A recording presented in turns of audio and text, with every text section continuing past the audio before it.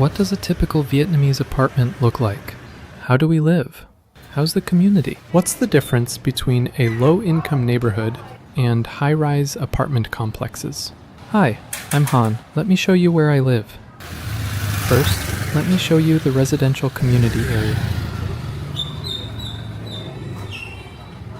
Every morning, the trash collectors come to the apartment with a garbage cart attached to his bike. In these old apartment blocks, there is often no modern garbage chute or organized collection system. So the workers must walk through every floors every single day to gather trash by hand. This is an incredibly hard work.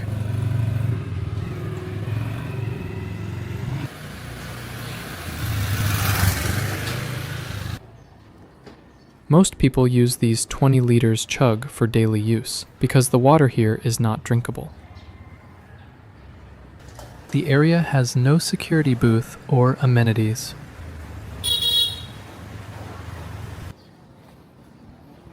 In many old apartment blocks in Vietnam, the parking area is not a real basement at all. It is often just part of a resident's home on the ground floor that has been turned into a small motorbike parking space for the neighborhood. The area is usually dark, crowded, and humid, with old concrete walls stained by years of rainwater and engine smoke. Motorbikes are parked tightly side by side with barely enough room to walk through. This is very common in local neighborhoods. Many families dry their clothes naturally in the sun and wind. Space inside the home is often small, so people use every bit of outdoor space they can find. Down on the sidewalk, small barber shops appear under temporary tarps or umbrellas, with only a mirror, a few plastic chairs, and old haircut tools placed beside the road.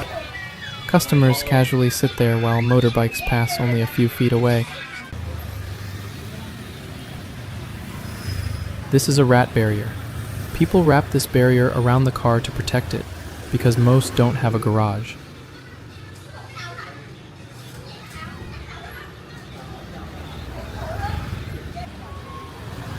This is the alleyway to my apartment. There are lots of pop-up shops right outside of people's home. This is a tiny local shop in the neighborhood. Many shops are built right in front of people's homes. They sell snacks, drinks, water, and small daily items. The owners are usually retired uncles and aunties.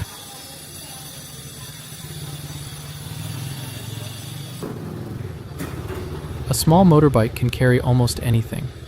People are very creative with space. They use ropes, straps, and balance to carry goods around the city.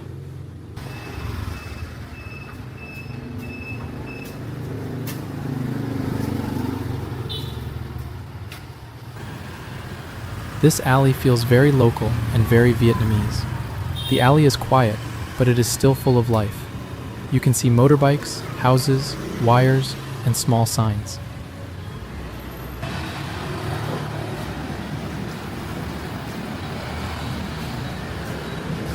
Some wires hang low above balconies, making the entire neighborhood feel dense and visually cluttered.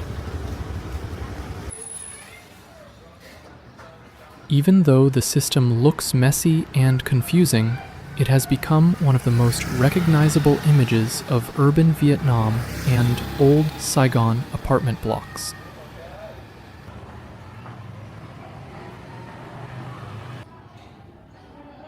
Inside the old apartment blocks, the hallways are narrow and crowded, with boxes, shoes, even bicycles. The corridors still receive plenty of natural sunlight during the day. You can hear daily life happening behind every door.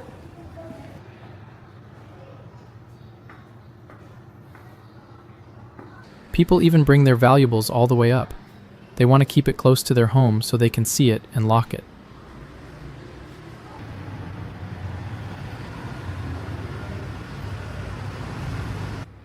Because there's no elevator, it can get hard for the elders.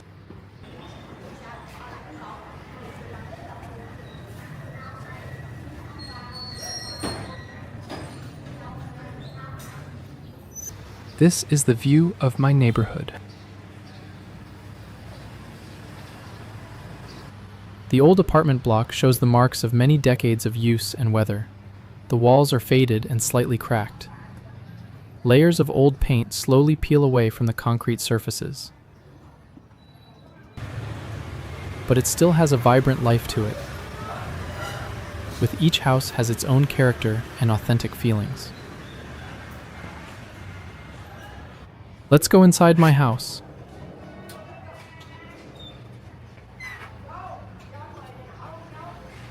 I sleep on the floor to cool down because it can get really hot, and I can save more electricity.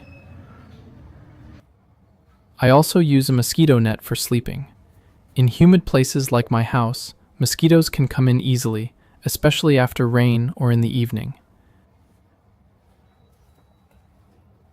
Just a few seconds of setting it up, and I can have a good night's sleep.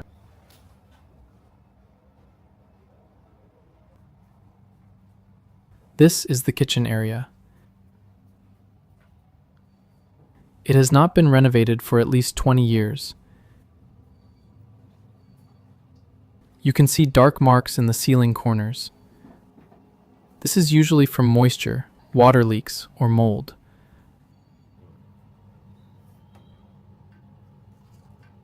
I have to put down a mouse trap. Because of small gaps, pipes, and old hallways make it easier for rats to enter the house.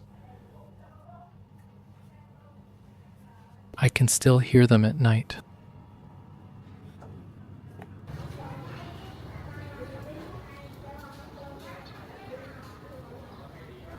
This uncle is a repairman in my neighborhood. He just sits in the corner of the alleyway. Instead of buying new things, many residents in these old apartment blocks still prefer repairing old appliances because it is cheaper and more practical.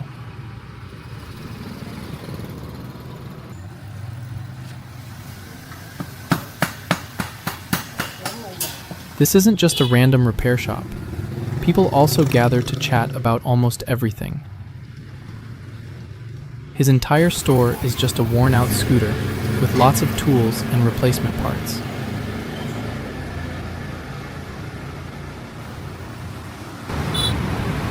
Less than 1 mile away is one of the most modern apartment complexes in Ho Chi Minh City. There's an endless amount of fruits, from local grown to imports.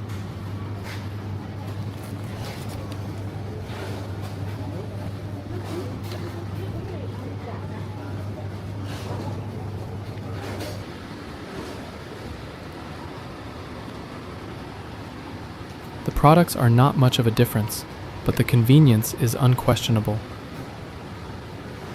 Jujube fruits are very popular in Asian medicine. Walnuts are considered premium nuts in Vietnam. Cashew nuts are too expensive for me, $4.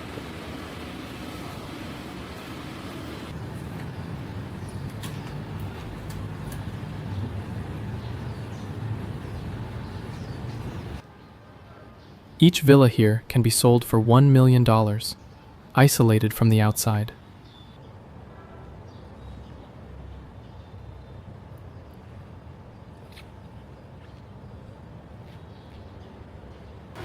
Completely different from the luxury that I saw.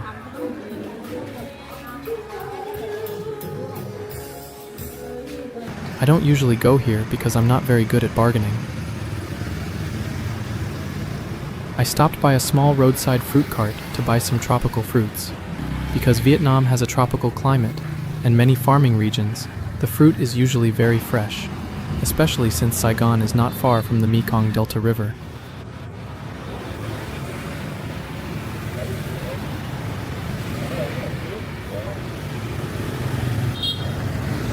Another cart selling pineapples and mangoes.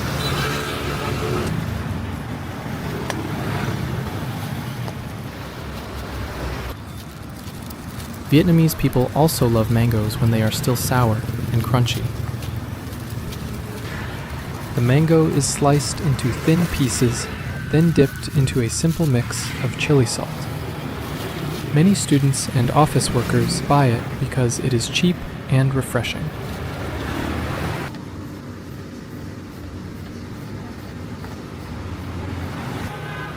Let's see how they taste.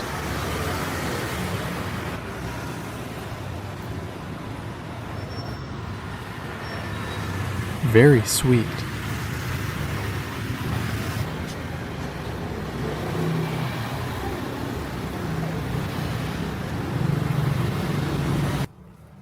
Back to my apartment. Let me show you the fruit haul I got today. Fresh pineapples. And mangoes.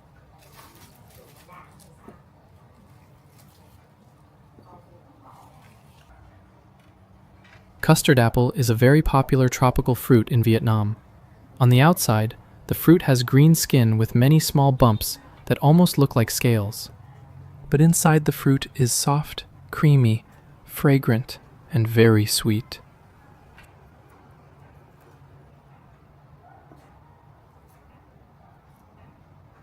Walking through those quiet and carefully managed residential areas creates the feeling that life there is calmer, easier, safer, and more comfortable in almost every aspect.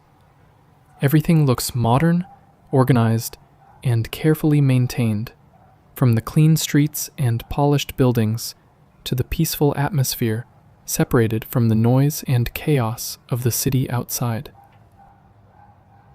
People living there rarely need to worry about crowded alleys, deteriorating infrastructure, tangled electric wires, or the daily inconveniences that have become normal in older neighborhoods.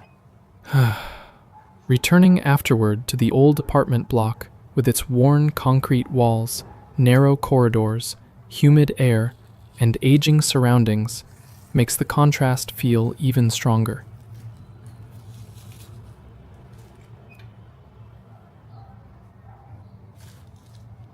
In many ways, the old apartment block reflects the reality of ordinary urban life in Saigon, where generations of families continue adapting to limited space and old infrastructure simply because they have no other choice. At the same time, these older neighborhoods still carry a kind of warmth, familiarity, and human connection that is difficult to fully explain. People know each other. Daily life happens openly in shared spaces, and even the small details of the neighborhood slowly become part of a person's memory over time.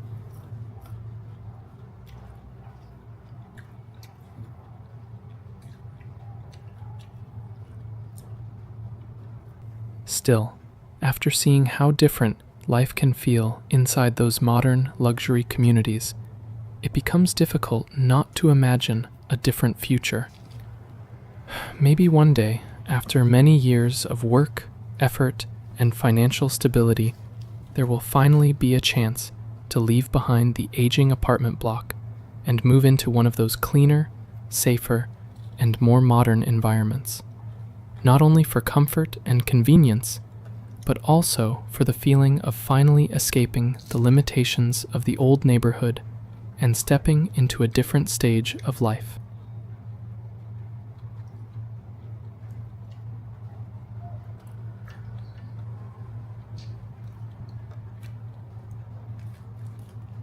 Thank you for watching, and I'll see you in the next video.